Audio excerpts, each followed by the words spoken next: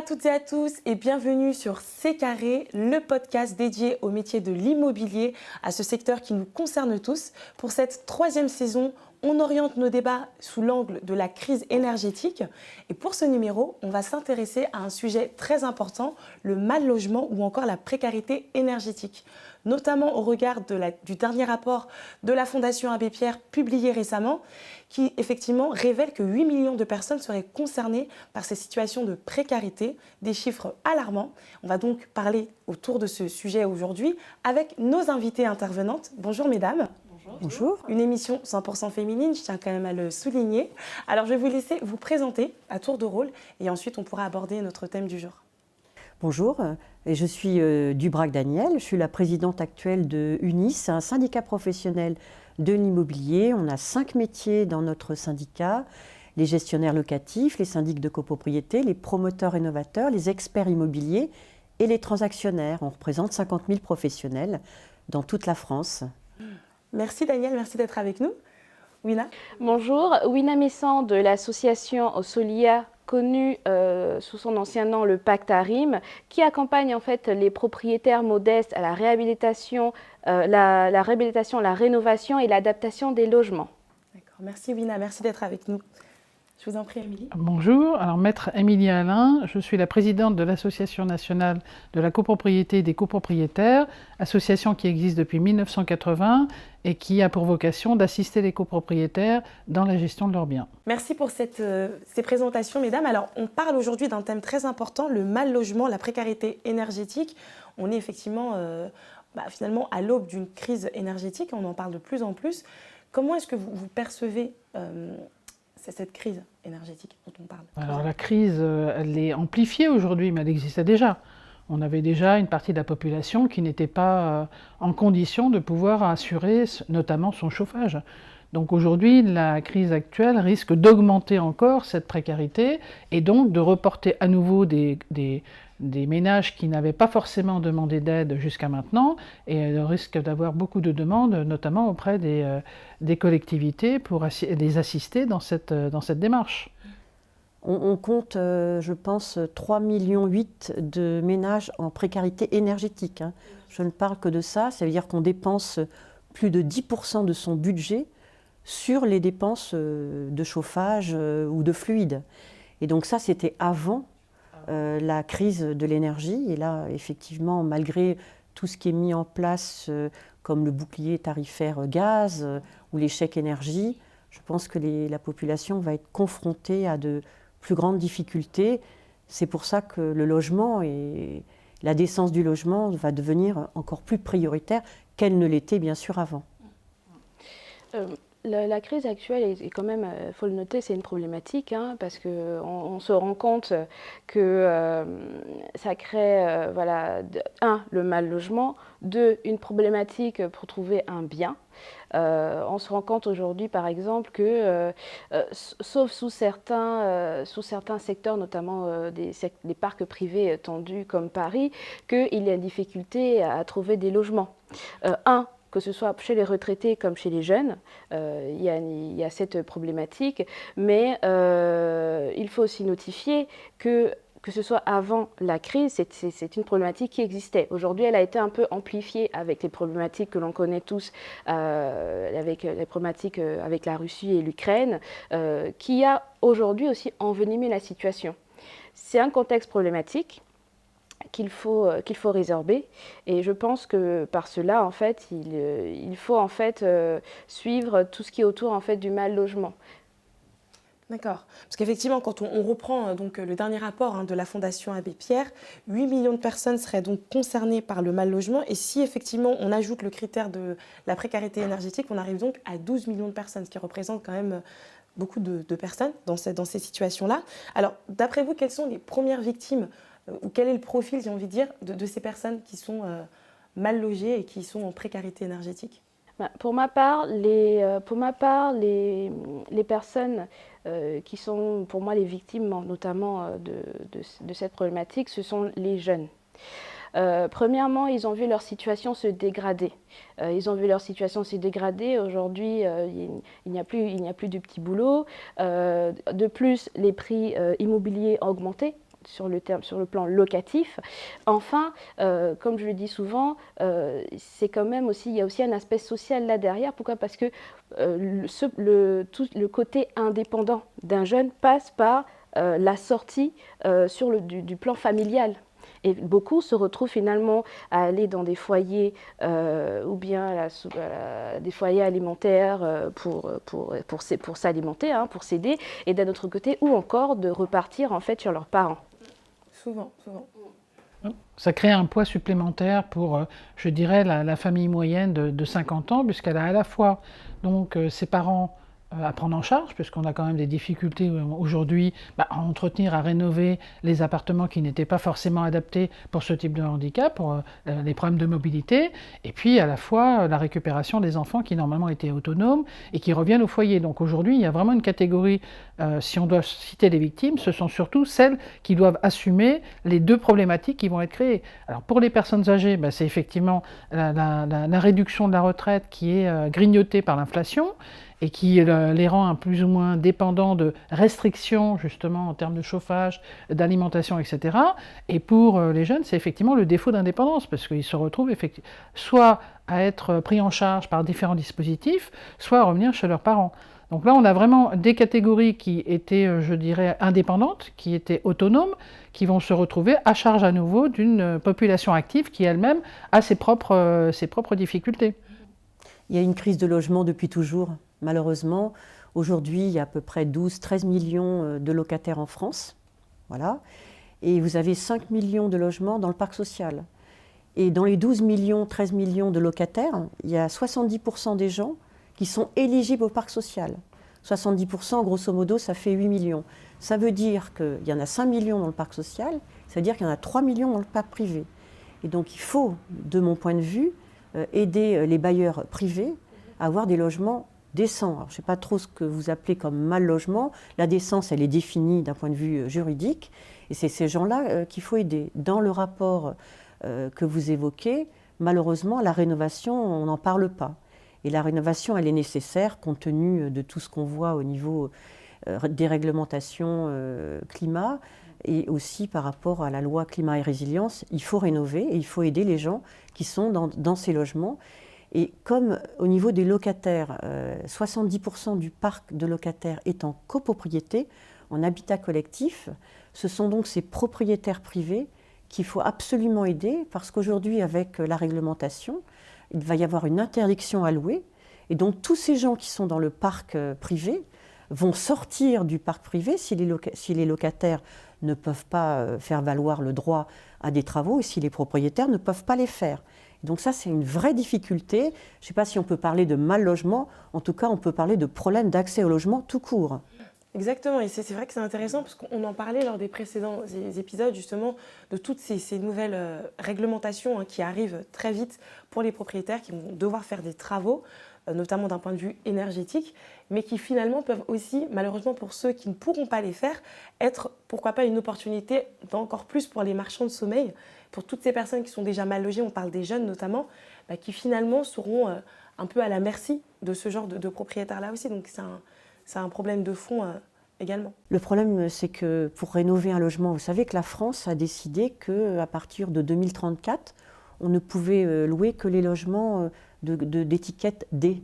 Voilà, et que dès le mois de janvier, les passoires thermiques. Les passoires thermiques, c'est 7 millions de passoires thermiques en France. Alors, si on enlève les logements vacants pour des raisons d'héritage ou autres, ou de travaux à faire, et si on enlève les résidences secondaires, ça fait 5 millions de passoires thermiques. Si vous voulez faire un changement d'étiquette, par exemple de passer sur le F, le G, d'essayer de passer en D, de sauter 2 étiquettes, minimum c'est 25 000 € par logement. Sur 5 millions de logements de passoires thermiques, ça veut dire que c'est 125 milliards de travaux envisagés pour des aides comme MaPrimeRénov' individuelle ou en copropriété qui représentent à peu près 5 milliards. Donc on n'y est pas, Il faut vraiment aider cette population parce que du coup, il n'y aura plus de logements et donc plus de locataires possibles dans ce parc privé puisque le parc social est saturé. Et donc les gens vont vendre leur logement et des gens vont habiter dans le logement parce qu'ils ne pourront ni être locataires, ils seront peut-être copropriétaires. Et là, ils vont toujours être en précarité énergétique avec un logement mal isolé.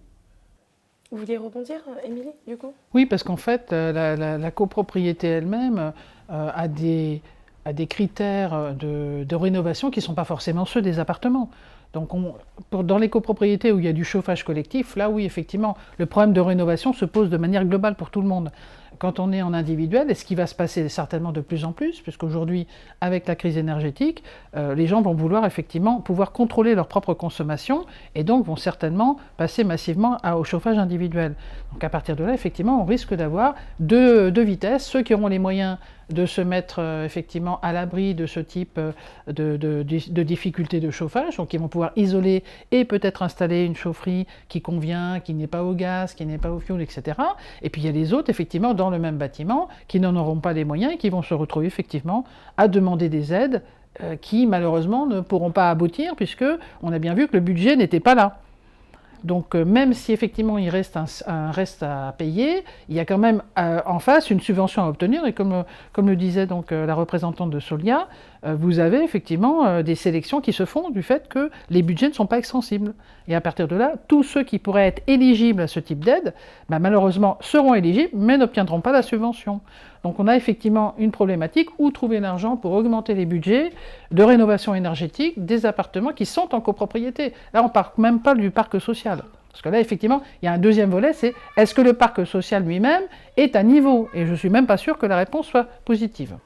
Sur ce point-là, pour rebondir, c'est vrai qu'il y a des aides, donc des aides notamment pour accompagner ces propriétaires dans leur rénovation énergétique, mais d'un autre côté, notamment pour ce qui concerne les bailleurs sociaux et notamment les bailleurs notamment dans le parc privé, il y a aussi des solutions notamment d'accompagnement. C'est vrai qu'aujourd'hui, il y a la régulation des loyers, mais elle est aussi accompagnée d'une certaine défiscalisation. Aujourd'hui, la défiscalisation, notamment pour les bailleurs, notamment qui effectuent des travaux de rénovation énergétique, peuvent aller de 15 à 70%.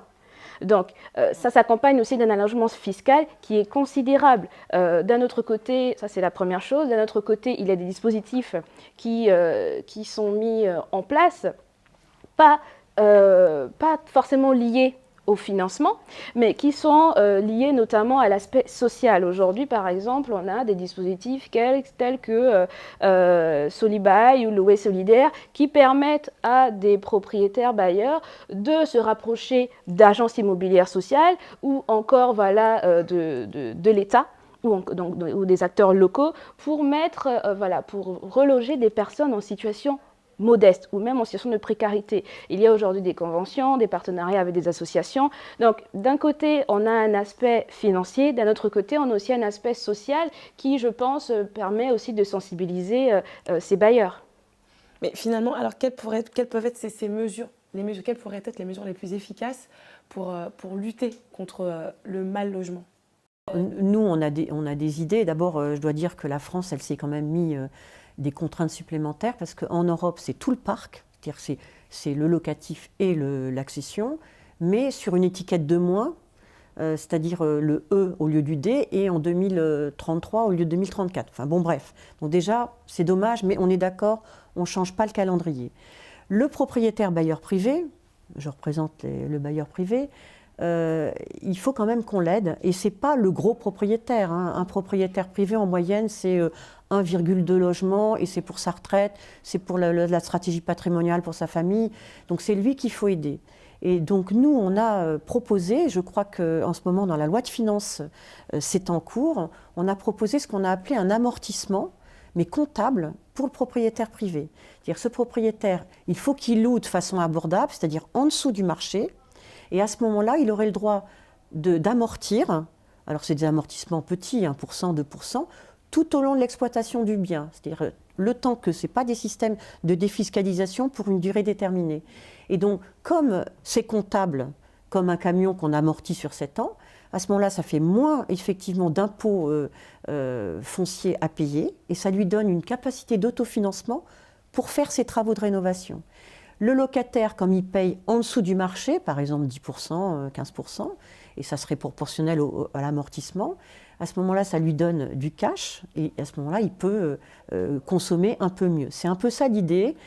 que l'on propose pour ces bailleurs privés, parce que pour nous, c'est la précarité énergétique et ceux qui sont même copropriétaires ou locataires, mais ceux qui sont propriétaires, il faut absolument les aider en subventions complémentaires pour qu'ils puissent rénover et pour qu'ils puissent avoir un logement décent au niveau de la réglementation. Et le propriétaire privé, il faut lui donner un dispositif pour qu'il puisse lui faire ses travaux de rénovation, puisqu'on entend bien qu'il ne faut pas changer le calendrier. Donc on a fait ces propositions, j'ai l'impression qu'un député est en train de les défendre, on verra bien comment ça se passe au niveau du budget de l'État. Alors, moi, j'aurais trois propositions. La première, c'est loger mieux. C'est loger mieux, c'est-à-dire renforcer les dispositifs qui sont mis en place, parce que finalement, on se rend compte qu'il y a un problème de sensibilisation aussi, que chez les bailleurs, peu souvent sont enclins à faire leurs travaux. Aujourd'hui, tout à l'heure, on en parlait, on disait aujourd'hui, sous l'effort de la contrainte, certains se mettent au pas. Ensuite, je pense aussi qu'il faut aussi sensibiliser et informer aussi toutes ces agences, tous ces agents immobiliers qui sont sur le terrain, qui souvent revendent des logements à des futurs bailleurs qui ne connaissent pas notamment le terrain et les réalités. Enfin, moi je pense en fait aussi qu'on doit réduire le délai de traitement des dossiers des demandeurs. Aujourd'hui, il y a une problématique qui est que, comme Madame disait, il n'y a pas assez de fonds. Il y a énormément de demandes parce qu'on est dans une logique de massification de la rénovation énergétique. Et aujourd'hui, on a des dispositifs publics, on a des portes d'entrée vers la rénovation énergétique, des points de conseil, des points d'amélioration, des accompagnements qui sont faits. Mais tout ça ne peut être fait aussi que si derrière, il y a une simplification en fait, des montages des dossiers. Il faut simplifier la vie aux demandeurs, que ce soit en ligne ou en passant par un accompagnateur sur le terrain. Pour ce qui concerne donc les copropriétaires privés, donc, puisque c'est la majorité de nos adhérents, je dirais que les efforts à faire sont de deux ordres. Un, l'isolation. Donc ça, effectivement, ça passe par des aides parce que le financement est quand même relativement important. Isolation, bien entendu, d'avoir en priorité des appartements, puisque isoler une copropriété, c'est un élément qui est beaucoup plus vaste, qui tient compte du bâtiment et en même temps du type de chaufferie qu'on a. Et le deuxième volet, qui serait à mon avis certainement une proposition qui devrait être développée et mise en place, c'est le développement des chauffages urbains. On n'imagine pas l'économie que ça peut représenter, et là on a un levier qui est relativement important parce qu'il dépend des collectivités et que donc l'État pourrait le mettre en place très rapidement, c'est de développer déjà les réseaux urbains qui existent, parce que généralement ils sont créés pour alimenter des bâtiments publics, donc il y a une très grande facilité à pouvoir le développer sur le privé si on le souhaite, et faciliter l'installation des chauffages urbains pour les villes ou les collectivités qui n'ont pas encore passé le pas. Pourquoi? Parce que tout simplement l'investissement est centralisé sur une collectivité, donc sur une personne morale qui est beaucoup plus large et beaucoup plus facile à mobiliser que chaque copropriétaire pris individuellement. Donc en termes d'efficacité, c'est beaucoup plus rapide que de vouloir contacter et financer à la marge 5 ou 6 000 euros par nombre de copropriétaires, comme on a vu, qui est très important, et qu'on n'a pas encore identifié, parce que je rappelle que le registre des copropriétés n'identifie pas encore la totalité des copropriétés, donc on donne un volume qu'on imagine, qui est estimé, mais qui n'est pas forcément la réalité. La réalité est certainement plus importante. Et là, on a effectivement un effet levier relativement important, facile à mobiliser, et qui permettrait justement de pouvoir utiliser, aujourd'hui on parle du gaz, demain, si ça se trouve, on parlera d'une autre énergie. Or, un chauffage urbain, il est capable de piloter au jour le jour le changement d'énergie. Donc si on devait développer quelque chose et financer quelque chose, ce n'est pas de la distribution au cas par cas, c'est plutôt un financement global pour un développement du chauffage urbain. Effectivement, de belles propositions. Là j'aimerais revenir sur le sujet parce que c'est vrai qu'on parle beaucoup de copropriété, mais il y a aussi par exemple beaucoup de propriétaires bailleurs qui ont des maisons individuelles.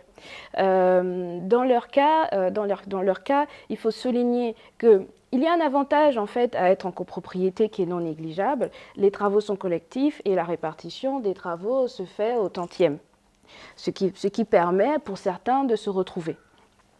Alors que par exemple dans une maison individuelle, lorsqu'on est propriétaire bailleur et qu'on a un bien qu'on a acquis il y a 20-30 ans, qu'on se rend compte qu'aujourd'hui voilà, on a 2-3 logements et que finalement on doit faire des travaux de rénovation pour par exemple en moyenne c'est 25 000, mais lorsqu'il faut tout refaire, dans certaines maisons on peut atteindre les 30-40 000. Donc, et même plus cher. Et même plus cher.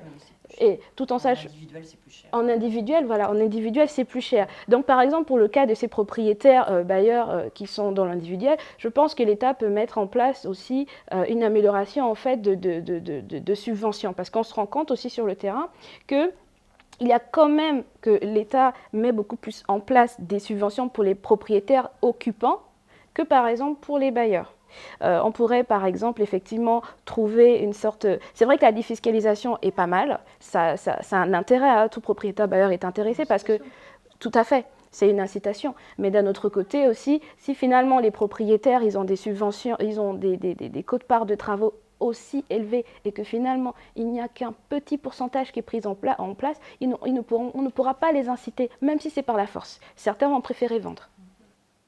Ça peut être effectivement, donc c'est une quote-part plus importante, hein, vous insistiez sur une maison, oui. Une maison. Mais par contre, le conseil qu'on peut donner systématiquement, qu'on soit propriétaire occupant ou propriétaire bailleur, c'est de regarder son étiquette énergétique. C'est de faire un diagnostic de performance énergétique individuelle. Pour les audits énergétiques, pour les maisons individuelles, ça a été repoussé, mais c'est en cas de vente. Comme ça, on sait exactement où on en est. Peut-être aussi les locataires s'interroger sur leur étiquette. Bon, de toute façon, est-ce qu'il y a quand même un partenariat entre le locataire et le propriétaire sur ce sujet? Et puis le financement, parce qu'il y a toujours un reste à charge. Il faut vraiment mettre le paquet sur le financement. Il n'y a pas énormément de prêts collectifs qui existent. Il n'y a pas beaucoup de banques qui jouent le jeu. Donc une conférence des banquiers, si on peut l'appeler comme ça, serait utile. Après, France Rénov' est quand même un guichet qui est intéressant pour les professionnels comme pour les particuliers, et donc les inciter à se renseigner. Il y a des gens qui connaissent bien les dispositifs et qui peuvent trouver une solution quant à la réalisation des travaux obligatoires dans un logement, qu'il soit individuel ou collectif. Et il y a aussi les certificats d'économie d'énergie. Certificat d'économie d'énergie, je sais qu'en ce moment, comme il y a l'histoire de l'énergie qui coûte cher et que des fois il n'y a pas de compteur individuel ou d'individualisation des frais de chauffage, même si c'est obligatoire, qui sont mis en place, des histoires comme les robinets thermostatiques, ça peut être financé par des certificat d'économie énergétique, semble-t-il, ça va peut-être le faire. Donc ça, c'est important parce que la connaissance de combien on consomme dans un logement, qu'il soit décent ou pas, c'est important. Et à ce moment-là, on baisse le chauffage quand on n'utilise pas la pièce, c'est utile. Tous les dispositifs d'alerte sur combien on consomme, systématiquement, ça responsabilise malgré tout l'occupant. Il sait où il en est et il peut éventuellement soit se plaindre, soit prendre des dispositions. Tout à l'heure, Madame parlait d'un dispositif qui s'appelle France Rénov'. C'est vrai que c'est un dispositif qui a été mis en place ces derniers temps pour accompagner en fait ces propriétaires sur l'élaboration de leurs projets, répondre à leurs questions, accompagner ces élaborations, quel financement notamment ils peuvent avoir. Je pense que c'est aussi, comme Madame le disait, c'est très intéressant, tout en sachant que les acteurs locaux jouent le jeu, ainsi que l'État. Donc ça peut être un moyen rapide de sensibiliser et en même temps de les accompagner. Un réel intérêt en tout cas à s'informer sur le projet et sur notre mode de consommation et effectivement ce que l'on consomme au réel. Alors effectivement on arrive au terme de cet épisode, très intéressant. Si vous aviez un tout dernier conseil à donner à nos auditeurs, effectivement face au regard de cette crise énergétique et finalement de ce rapport, on est quand même 12 millions de personnes concernées par ce mal logement et par cette précarité énergétique, quel serait-il? Quel serait votre conseil? Premièrement, de bien connaître sa consommation. Souvent, c'est une question qu'on ne se pose pas. On a un compteur, on ne le regarde jamais, on reçoit une facture, elle est plus ou moins élevée, donc à ce moment-là, on réagit peut-être un peu, mais en fait, on n'applique pas vraiment de méthode pour pouvoir réduire cette facture. Donc, ce serait effectivement de bien connaître sa consommation, bien identifier les postes où on n'a pas d'individualisation et de mesure, notamment les thermostatiques, mais pas seulement. On a aussi les compteurs d'eau qui pourraient aussi se trouver aux alentours des salles de bain, des WC, parce que la plus grosse consommation d'eau, c'est quand même le WC. Donc tout ça, c'est pas encore mis en place, on n'a pas de compteur pour ça, et pourtant, on pourrait agir si on avait conscience de ce qu'on consomme réellement. Et ce qui pourrait être économisé surtout. Parce que qui dit action, dit connaissance de l'information et pouvoir agir en conséquence. Donc un réflexe, donc bien connaître sa consommation. Et de mettre en place des outils pour pouvoir la connaître. Wina ? Oui, pour ma part, je pars aussi sur son avis. La première des choses, effectivement, c'est de savoir où l'on va, hein, de connaître ce qui a été de connaître les dispositifs mis en place, savoir qu'est-ce qu'il y a à faire en fait dans les logements, sensibiliser de plus en plus, comme je disais, en fait, tous les acteurs autour en fait de ces parcs, que ce soit les bailleurs, les locataires ou autres, et enfin être accompagné. Un bon accompagnement. Alors moi, si c'est pour un particulier, je lui dirais passer par un professionnel. C'est un tiers de confiance quand même, il connaît la réglementation, il a une carte professionnelle et donc il est réglementé, il peut être sanctionné s'il ne respecte pas les dispositifs et puis la partie législative. Et puis si ce sont des professionnels de l'immobilier, nous avons un organisme de formation, nous, UNIS, qui s'appelle 1+, et nous avons la possibilité de former des gestionnaires d'immeubles, des administrateurs d'immeubles gratuitement, puisque c'est dans le cadre d'un plan de formation et un appel à projet que nous avons gagné à travers Récif. Donc les administrateurs et les professionnels de l'immobilier gestionnaires peuvent se former sur la rénovation énergétique pour connaître tous les dispositifs, pour que ça soit au mieux pour les particuliers et leurs clients.